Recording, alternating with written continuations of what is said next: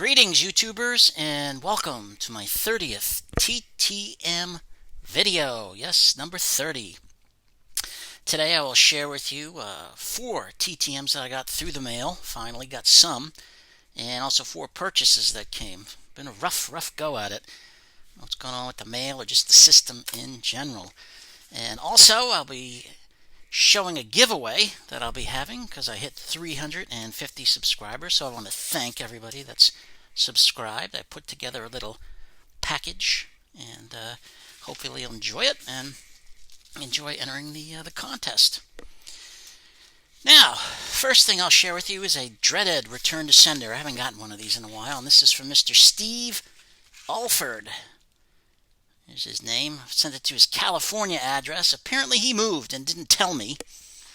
I won't hold that against him. He moved to Nevada, so they got the new address on there, right there. So I'll send that back out to him. And I guess the forwarding time expired. I didn't know that was real. I thought that was kind of silly. They just could send it to him, but whatever, I suppose, right? Now, let's get started. The first purchase I got is part of my Hall of Fame baseball card collection, postcards. And this one I ordered before this gentleman passed away, so I imagine that it probably has gone up a little bit, and that is Mr. Bob Gibson, one and only. His real name, his birth name, was Pack Robert Gibson. He was named after his father, who died 3 months prior to his birth. Bob is his nickname. He's also known as Hoot. Born in November 1935, he passed away on October 2nd, 2020. He was born in Omaha, Nebraska, and that is where he passed away. Now, as a young man, Bob Gibson, had a lot of health problems as a kid. Asthma, rickets. It was very hard for him to play sports, although he loved sports. Baseball and basketball were his 2 biggest sports. He was such a good basketball player that he received a full athletic scholarship to Creighton University in Omaha, Nebraska, to play basketball. He played both in college. In 1957, his senior year, he got interest from both the Harlem Globetrotters and the St. Louis Cardinals. He got a $3,000 bonus to sign with the Cardinals. He delayed his Cardinals career because he played a year with the Globetrotters. 1 year was enough for him. I don't think he liked that kind of traveling. I don't think he liked also, he said, I read somewhere, the clowning that went on in the game. That wasn't for him. So, off to St. Louis he went, or the minor league system. He made his major league debut on April 15th, 1959, and played until 1975. And he had one great career. 251 victories in that time, with a 2.91 career ERA, 3,117 strikeouts. 9 times he was an All-Star. 2 times he was a World Series champ in 1964 and 1967. And boy, did he shine in those World Series when they beat the Yankees and then the Red Sox. He was the National League's most valuable player in 1968. And the last time a National League pitcher would be named MVP, you got to go all the way to 2014. I believe it was Clayton Kershaw. 2 times he was a Cy Young winner. Only twice. That's a little surprising for me. 1968, the year of the pitcher, and then 1970. Both times he went to the World Series, he was named the World Series MVP. 9 times a Gold Glover, was a great fielder. Only led the National League in strikeouts once, 1968. Was the one time he led them. He threw a no-hitter on August 14th, 1971, against the Pittsburgh Pirates at Three Rivers Stadium. Memorable because that year the Pirates went on to win the World Series. He didn't like anybody crowding the plate and was going to throw at anybody that crowded the plate or he just didn't like. Brush him back. He even told off his own catcher. Tim McCarver would go up to him, walk up to the mound to talk to him, and Bob Gibson would say directly to him, the only thing you know about pitching is that it's hard to hit. Get back down there. He still holds the World Series record, striking out 17 batters in Game 1 of the 68 World Series. So that's still there. Very hard to break. I don't know if anybody will break it because these guys don't pitch that long anymore. In 1968, his great year, he was 22-9 with a 1.12 ERA. That's something only pitchers can dream of. 13 shutouts, 304.2 innings pitched, and he struck out 268 batters. He's a member of the Cardinals Hall of Fame, the Baseball Hall of Fame. He was elected on the first ballot in 1981 with just 84%. I thought that was so low for a guy that pitched so great like him. And he was on the Major League Baseball's All-Century team. So the late, great Bob Gibson there. Entire career in St. Louis, and this is a great card to have. And again, I did purchase it before he died. It just took so long to get here. I don't know what's going on with the mail, but that's super to add to my collection. And also, the next one is also a postcard of a Baseball Hall of Famer, and that is Mr. Bobby Cox. Finally got him. Robert Joe Cox, better known as Bobby, born in May of 1941 in Tulsa, Oklahoma, 79. He did sign with the Los Angeles Dodgers, but never made it to or signed with the Dodgers, I should say, but never made it to the major leagues with the Dodgers. The Braves acquired him. He never played in the majors with the Braves. And on July 7th, 1967, he was traded to the New York Yankees. He would play 2 seasons at third base for the Yankees, but really bad knees prevented him from really having any kind of career. His Major League Baseball career lasted from April 14th, 1968 until October 1st, 1969 with the Yankees. And that's back when the Yankees really stunk. All the great guys were retired.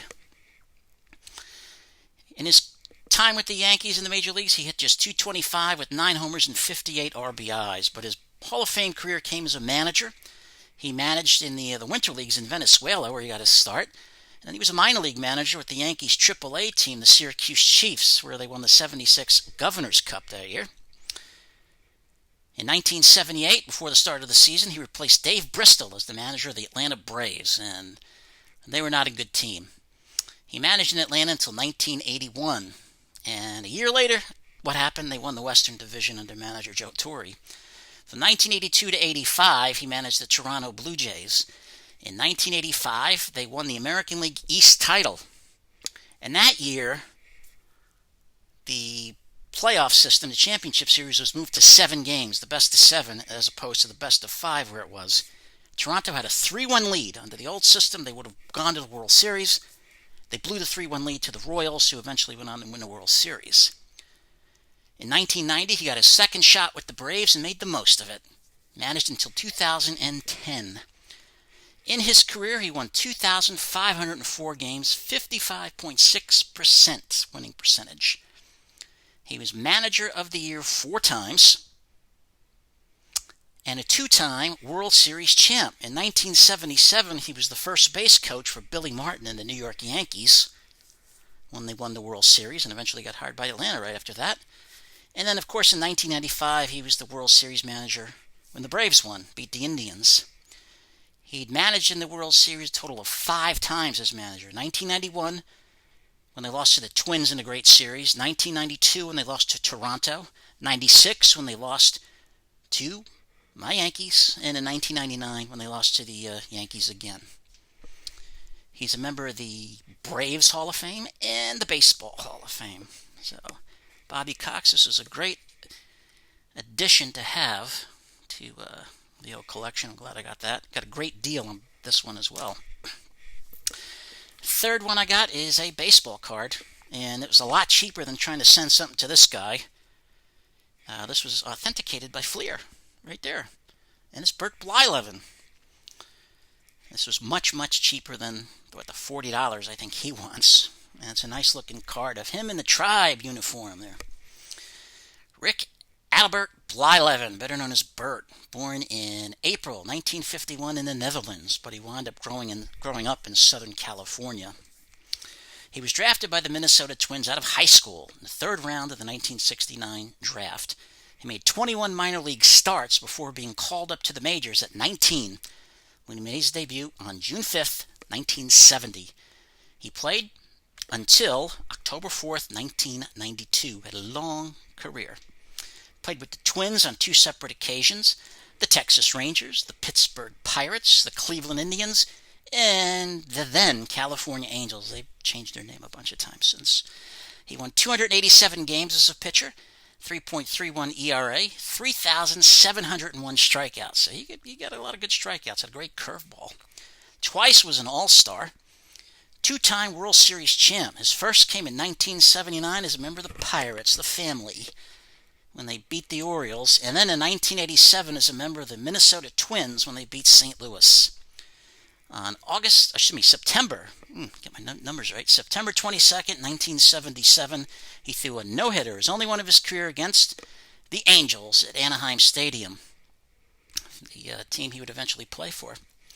He's a member of the Twins Hall of Fame, the Baseball Hall of Fame as well. So this was a nice one. Again, it was a lot cheaper than what he charges for a signature. So, and the last purchase was also a card. And I like this one because this guy's wearing a uniform that he wasn't in that long. And you don't see too many with him.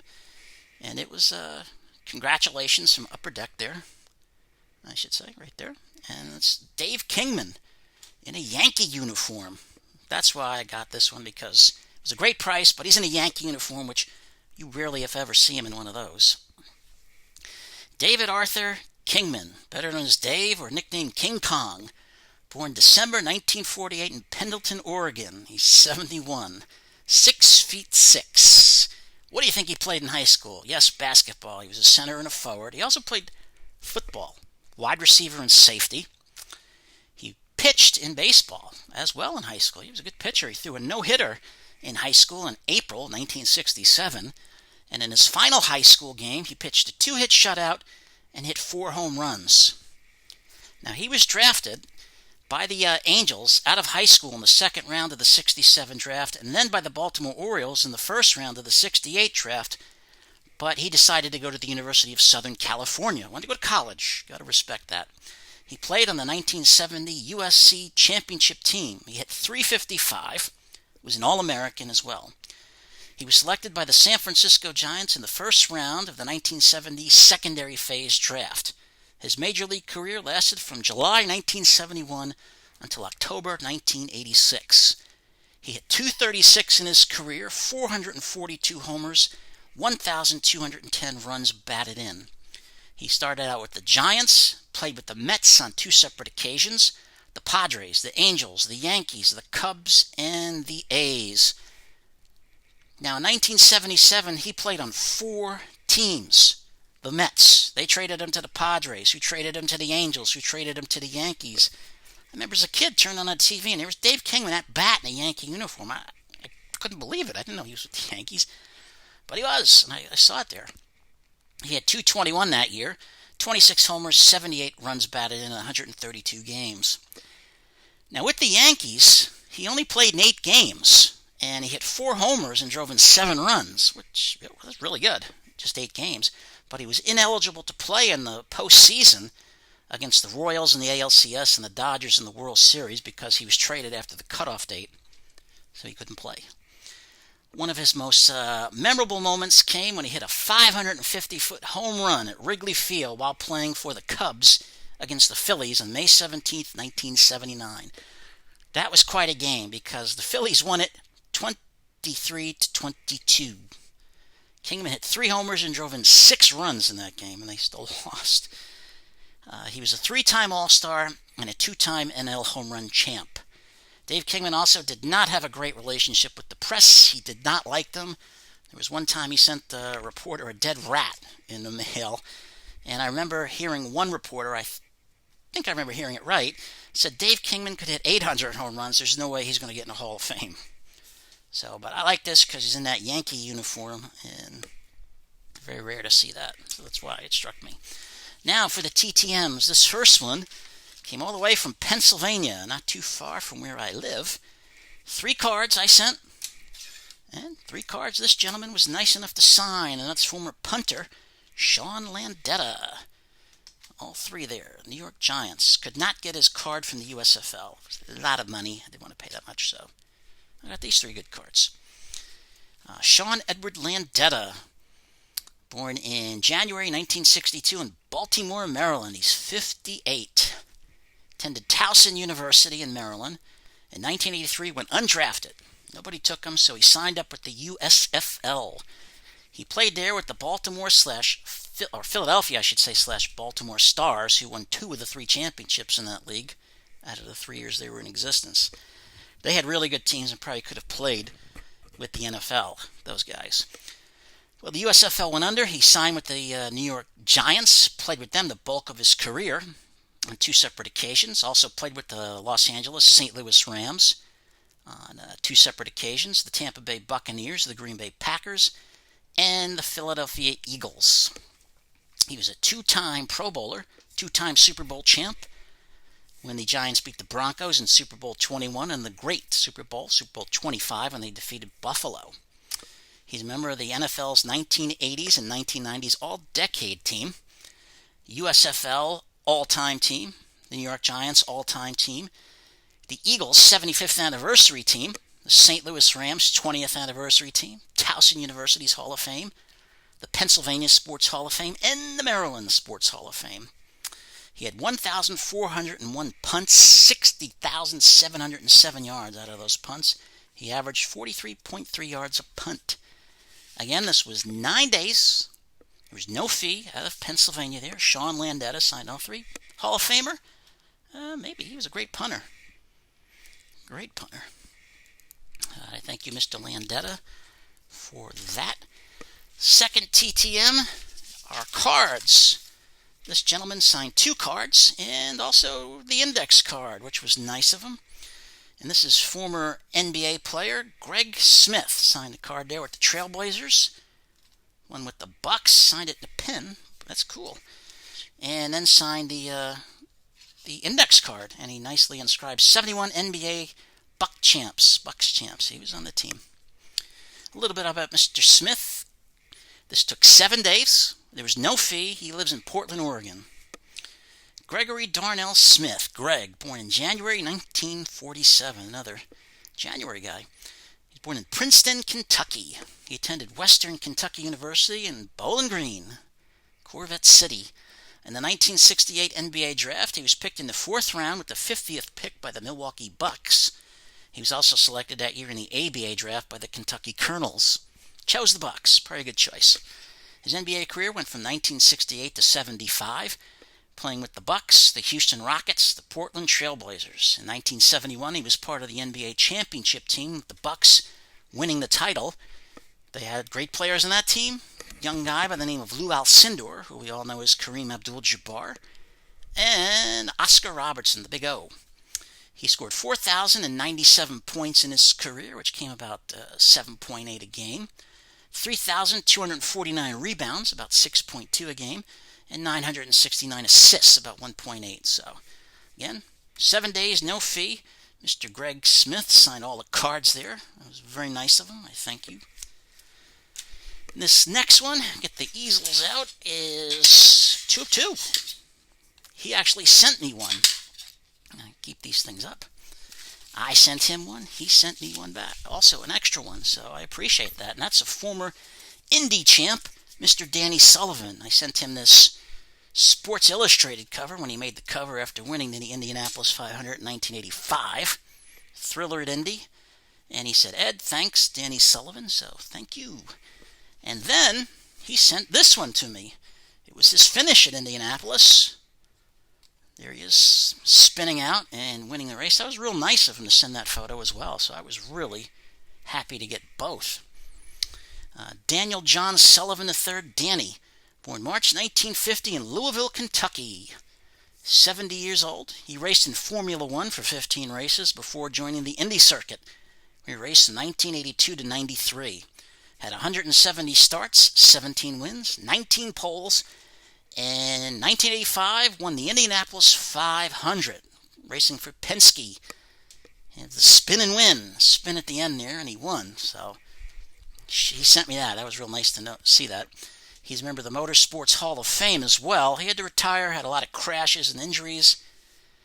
Tried to come back in, 1995, but it just lasted a short time. So again, Danny Sullivan, this took 7 days. No fee whatsoever. He lives in California, out in Pebble Beach. So that was real nice of him. I like that photo. Couldn't find something like that, but I had this Sports Illustrated cover just sitting around in my room, my man cave, and decided to get a sign, and I'm glad I did. And the last one is another ball. I keep my streak of getting signed balls alive. This one came from Utah. 7 days. I did contribute $10 for the ball, and that's Mr. Vern Law. Yes, Vern Law.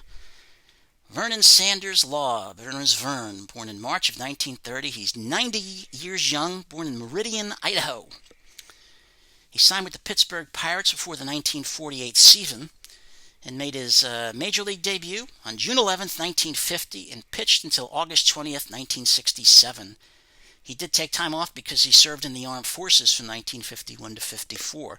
Played his entire career in the Steel City with the Pittsburgh Pirates.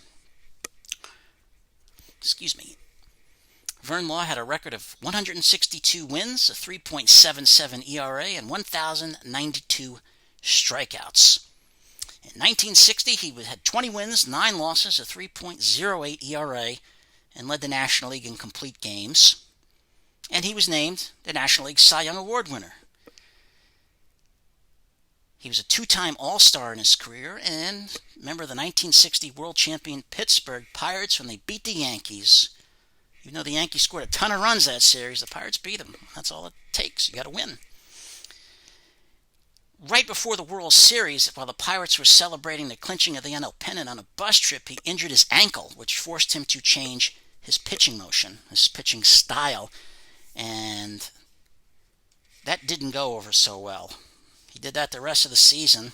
Because the ankle was weak, he wound up tearing some muscles in the back of his pitching shoulder during the World Series, and he really wasn't the same after that. He did come back, though, from the injury, and in 1965 was named National League Comeback Player of the Year, going 17-9 with a 2.15 ERA. He hit .216 in his career, which is really great for a pitcher, with 11 homers, 90 RBIs, and 41 walks. He's a deacon in the Mormon Church at the age of 12 and was ordained a priest at age 17. So I'll try to get the cover off here. Old Vernon, Mr. Vern. I asked him to put Cy Young and World Series on it in 1960, which he did. I have a ball that says Cy Young 1960, but I wanted to get one that said World Series Champs, and he did. And then he loaded it up on the side. Lou Gehrig Award winner, 2-time All-Star, Comeback Player of the Year in 1965. He really did it up. He also wrote me a nice letter thanking me for the donation. You know, he has a son who has leukemia for the second time. After reading this letter, I felt really bad. Like I should have sent him more money than just $10 for the ball. So, he quoted the scripture. It is really a super letter from Mr. Law. And, of course, his son Vance played Major League Ball, but that's a great ball to have. He charges $8 a card if you're ever going to send a card out to him. And lastly, just want to give a couple shout-outs. Shout out to my friend, JC. He sent me a couple of items, and he's not a YouTuber, but I know he's watching. He sent me an autograph of someone from one of my favorite shows as a kid in the 1970s, and that's Antonio Fargas, Huggy Bear. Thank you, JC. He was on Starsky and Hutch back in the 70s. You've never seen that show, watch it. Good show. And he also sent me a card, this Derek Jeter card. The famous one because I could never get this. There's Mickey Mantle down there, and there's President George Bush up there. So he said, yeah, you don't have it. I'll send it to you. Alrighty, now for the 350 giveaway. I don't have a ton to give. I got hopefully some good items. I got 2 autographed cards. One is of Dr. K, Dwight Gooden, right there on the upper deck, pitching for the Mets. And the other one is another Met, Mr. Jesse Orosco on the old 84 Donruss. Nice one. And also, I have a program. It's got a little stain on the bottom right there, but it's not too bad. And that is of Super Bowl 18. I can get it to stay. That's the when the Raiders beat the Washington in Tampa. And lastly, an autograph photo I just got of Mr. Jose Canseco. Whoops, what happened there? Right there is the Canseco photo. You can see that him swinging away. Put that right there. All right, very simple for the 350th giveaway. You please must be a subscriber. You can live in the United States or Canada. I don't want to cut my Canadian friends out. They're certainly welcome to enter as well. To be a subscriber, leave a comment, and just tell me your favorite sporting moment of all time. What is the greatest sporting moment you ever saw or was a part of? Was it U.S. winning the gold in hockey? Was it a World Series, Super Bowl game? Anything. Just tell me in the comment section, and in about a week we'll draw the winners. So I want to thank everyone for watching. I apologize for the length of the video here. Everybody please stay safe. Again, thank you for all your support. If you like it, please leave the like, leave a comment as well. If you're not a subscriber, please subscribe if you like the show. And again, if you don't like it, subscribe anyway. You might like something down the line. And tonight we say good night to the Hoosier State, Indiana.